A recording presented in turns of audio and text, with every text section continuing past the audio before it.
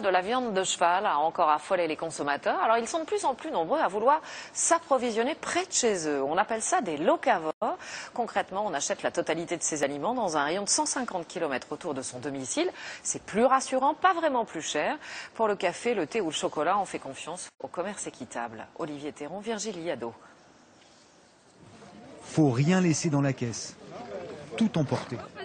La productrice de fruits et légumes distribue les paniers. Courgettes, fleurs, concombres, poivrons, poireaux, carottes. Tous ces légumes poussent à moins de 100 km d'Antibes. Et c'est pour cette proximité et cette fraîcheur que les consommateurs, c'est comme ça qu'ils s'appellent, ont fait le choix d'adhérer à une AMAP. Et vous savez cuisiner tout ça? Ah, je sais. C'est moi qui cuisine à la maison, donc je sais cuisiner tout ça. Les blettes aussi? Les blettes, ça va faire un gratin avec des pommes de terre. Ça dépend si j'ai le temps de faire une bonne sauce avec ou pas. Donc on vient, on a le panier. Si on ne sait pas cuisiner quelque chose, ils nous redonnent une petite recette très simple à faire. Et on se remet à faire de la cuisine. Donc on fait ça avec la famille, c'est sympa. Et on mange bien. Créées en 2001, les associations pour le maintien d'une agriculture paysanne encouragent au locavorisme, le manger local, mais sans s'interdire non plus ce qui vient d'ailleurs. Les bananes, on ne les trouve pas ici.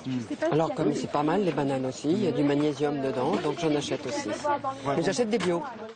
Nous retrouvons Josette en cuisine pour préparer ce qu'elle a reçu dans son panier. Les légumes sont ramassés le matin et livrés le soir. Plus frais que ça, c'est difficile. Il y a les légumes de saison, bien sûr, mais aussi de la volaille.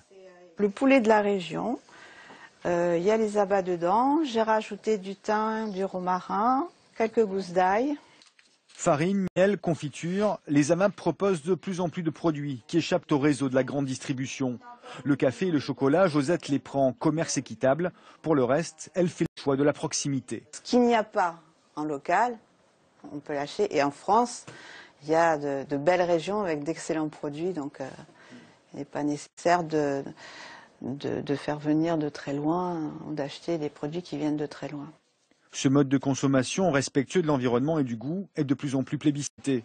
La crise de la vache folle ou de la viande de cheval encourage les consommateurs à sélectionner avec soin ce qui compose leur repas.